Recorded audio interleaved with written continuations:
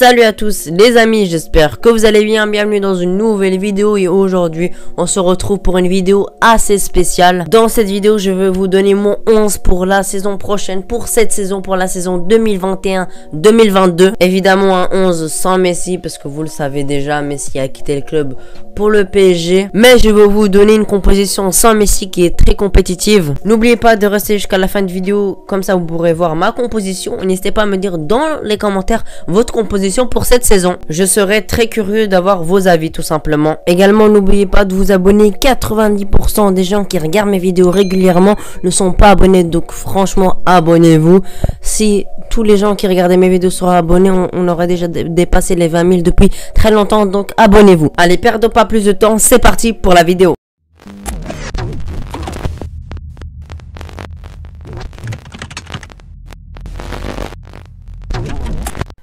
Les amis, avant de commencer la vidéo, j'aimerais vous présenter un maillot que AgoFoot m'a envoyé. Je le remercie énormément. J'ai pris le maillot de l'Espagne domicile avec le short. On va commencer par le petit logo. Voilà, c'est le logo de l'Espagne qui est vraiment très bien fait, qui est très propre. Avec la petite étoile. Avec le logo Adidas aussi qui est très bien fait également. Voilà, c'est propre aussi. La petite étiquette que vous recevez. Le petit patch euro que j'ai pris, vous pouvez le prendre aussi. Aussi, voilà, taille M, vous pouvez le voir. Prenez votre taille si vous prenez un maillot. Prenez pas une taille au-dessus ou une taille en dessous. Voilà les petites barres jaunes. Voilà, c'est vraiment très beau. On peut voir le petit aéro ready. Maintenant, on va passer au short. Donc, le short, voilà un très beau short basique avec le petit logo Adidas et le logo de l'Espagne. Allez voir ça, c'est en description. Maintenant, on passe à la présentation du site. Voilà, vous pouvez voir, c'est un site qui est très bien fait, professionnel, avec des maillots pour pas très cher et d'excellente qualité. Comme vous avez vu, il y a les maillots, il y a les survêtements, il y a vraiment tout. Il y a aussi les maillots pour enfants et bébés et pour femmes. Il y a aussi une grosse catégorie de survêtements. Le site d'AgoFoot vous propose vraiment une énorme offre avec le code AYT. Vous avez une réduction de 15% sur tout le site. Alors comme vous le savez, avec nos difficultés financières, on va prendre l'équipe avec les joueurs actuels tout simplement. On va pas rajouter des recrues etc.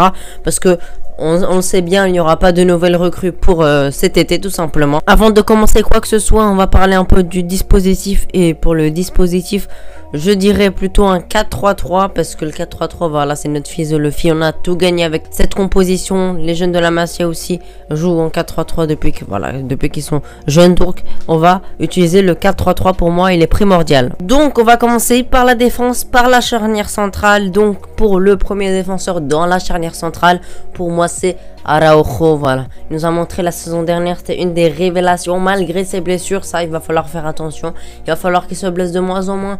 Ses blessures ne sont pas très graves, mais il se blesse souvent avec des petites blessures. Le temps qui revient, etc., etc. Ça prend beaucoup de temps. Donc, on compte sur un Araujo sans se blesser, sans pépin physique. Pour moi, c'est un joueur vraiment excellent en défense. Même si avec la relance, il doit encore s'améliorer. Et ça est quand même à bien améliorer sur la relance. Voilà, c'est un petit point faible. Tous les joueurs ont un point faible. Mais voilà, il est dur sur l'homme. Il est très rapide. Ça aussi, c'est très important. Le dernier charnière centrale, Piqué, l'anglais, voilà, elle était assez faible. Ils sont lents. Et franchement, ils ont fait des saisons catastrophiques l'année dernière.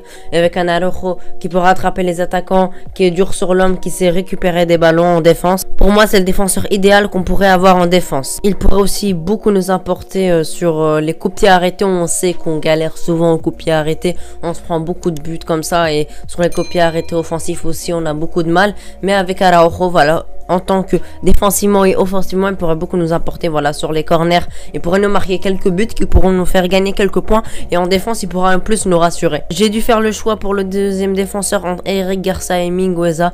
Et mon choix était assez compliqué, mais pour moi, je privilégierais Mingueza. Il nous a fait une saison superbe l'année dernière. Il a été très important en défense déjà parce que il est très bon défensivement. Voilà, il a aussi il est dur sur l'homme, moins que Araujo parce que Araujo c'est un peu, voilà, c'est le joueur physique de la charnière. Mais Mingueza aussi peut être la brute entre guillemets. Mingueza est excellent sur les relances, voilà. Avec un Araujo qui est pas très bon en relance, Mingueza pourrait l'aider pour les relances. C'est un défenseur aussi assez rapide. Voilà, il est un peu dans la prévision, un peu comme un Piqué. Piqué, c'est un défenseur assez gentil, on peut dire ça. Voilà, il va pas trop sur le joueur, mais il anticipe très bien. Et Mingueza aussi, il anticipe très bien. Il joue beaucoup sur l'anticipation. Il adore le Barça. On a vu au Classico où on est revenu à 2-1 il me semble, où il ne fallait plus qu'un but pour égaliser. Il nous a mis le 2-1, on voyait qu'il avait la rage, il adore le Barça. Il est prêt à tout donner pour le Barça. Maintenant on va passer aux latéraux et on va commencer par le latéral droit. Il fallait faire le choix entre, j'allais dire Sergio Roberto, mais pas du tout. Sergio Roberto ne doit pas être dans la composition. Donc je voulais dire entre Dest et Emerson. J'ai fait le choix de Dest parce que pour moi il est plus adapté au Barça. Même si Emerson c'est un excellent joueur, je dis pas le contraire, il est un peu plus expérimenté. Il joue plus sur le physique, mais attention, il défend bien, mais aussi il attaque bien, mais moins bien que Dest. En tout cas, il a moins le potentiel, parce que Dest pour moi il a un énorme potentiel. Il ressemble un peu à un Dani Alves, mais voilà, il faut pas exagérer, il faut pas les comparer, c'est pas du tout le même niveau, mais il pourrait s'en rapprocher dans les prochaines années, pardon. Voilà, avec sa percussion, sa technique, il est excellent techniquement, il peut dribbler quelques joueurs, il est offensif tout simplement, il joue énormément offensif, il aide beaucoup sur les attaques, mais voilà, défensivement, il n'est pas incroyable. Il va falloir vraiment qu'il s'améliore sur ça parce que voilà, il peut se prendre des contre-attaques sur son dos. Il peut pas les rattraper. On a bien vu contre Mbappé où il s'est fait exploser tout simplement.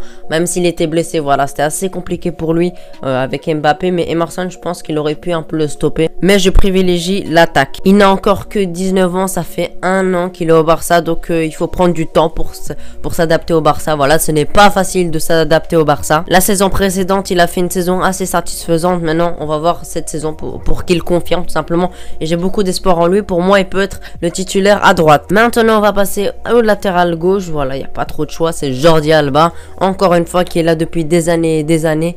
C'était un peu compliqué pour lui du départ de Messi parce que voilà, il s'entendait très bien. On se rappelle bien des passes en retrait pour Messi, Alba Messi, une très bonne connexion. Voilà, je pense que c'est un moment compliqué pour lui, mais il garde quand même un bon niveau.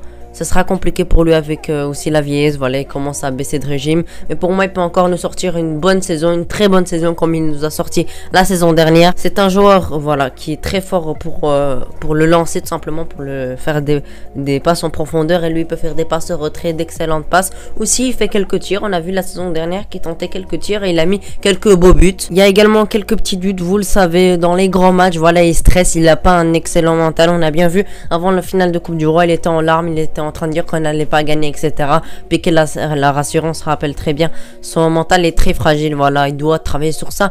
Imaginez-vous, je pense qu'il a 33 ans, il me semble, ou 32 ans. Il commence à vieillir, il a de l'expérience et il est toujours aussi fragile mentalement. On espère qu'il y aura Baldé, voilà, pour le concurrencer, ce sera très important. Comme ça, voilà, il sera boosté, il jouera plus parce que là, il joue tranquillement. Il dit, même si je rate mon match, je jouerai le match prochain et l'après-match, etc.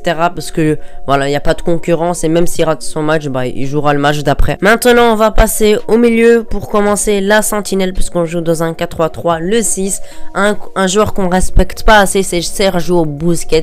Il est toujours aussi indispensable. En tant que sentinelle, c'est le meilleur joueur de l'équipe tout simplement. Voilà, avec ses passes excellentes, ses passes en profondeur, sa vision de jeu également. Il y avait une très bonne connexion avec Messi, mais il peut la donner à Griezmann, à Depay, à Fati, etc. C'est vraiment un joueur excellent pour les passes. Il peut lancer énormément de joueurs, il peut trouver la solution dans des blocs bas et on a souvent du mal vers les blocs bas. Lui peut nous trouver la solution. Il peut nous faire une passe en profondeur qui vient de nulle part pour nous débloquer le score. Il est toujours indispensable. Il va falloir trouver son remplaçant, pas Frenkie de Jong parce qu'il est beaucoup mieux en relayeur. Pourquoi pas Nico Gonzalez qui a l'air bon mais il est encore trop jeune. On espère qu'on trouvera un remplaçant. Mais en tout cas, Sergio Busquets en 6, il est vraiment indispensable. Maintenant, on va passer au deuxième milieu, au relayeur. C'est tout simplement Pedri. Voilà, il a 18 ans. Même s'il va falloir qu'il se repose un peu, il a beaucoup trop joué. Il a joué 73 matchs en une saison, tout simplement, ce qui est énorme pour son âge. Voilà, il sait encaisser puisqu'il est jeune, mais il va pas falloir le cramer comme Iniesta qui jouait beaucoup trop malgré qu'il vieillisse. Il n'avait plus trop de niveau à la fin parce qu'il jouait beaucoup trop. Donc Pedri, voilà, un excellent joueur, un joueur pour le futur et même pour le présent parce que à 18 ans, on garde un excellent niveau. Voilà, tout simplement, c'est un des milieux qui est indiscutable. Il peut pas être sur le banc parce que voilà, c'est un des meilleurs milieux de notre milieu tout simplement. Pour moi, il n'y a pas de débat. Et en complément à Pedri, un milieu excellent, Frenkie de Jong qui nous a sorti une énorme saison la saison dernière. Voilà, il est indispensable également. Il nous aide aussi offensivement que défensivement et au milieu. C'est un excellent milieu.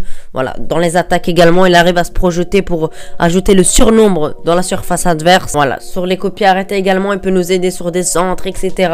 C'est un joueur complet. Il peut même dépanner en numéro 6 où il est excellent et même en défense. Voilà, il a joué quelques matchs en défense et il a été plutôt bon. Voilà, si jamais on doit mettre un joueur en défense, ben on pourrait mettre Frenkie de Jong qui nous apporte énormément également en défense. Voilà, il pourrait nous dépanner de temps en temps. Mais son meilleur poste indiscutablement, c'est tout simplement relayeur. Il est excellent parce qu'il peut se projeter plus facilement. Il est plus haut sur le terrain et Busquets peut le couvrir. Qualité de passe aussi qui est excellente. On compte sur lui pour refaire une saison excellente comme il l'a fait la saison précédente. Maintenant, on passe à l'attaque. C'est tout simplement...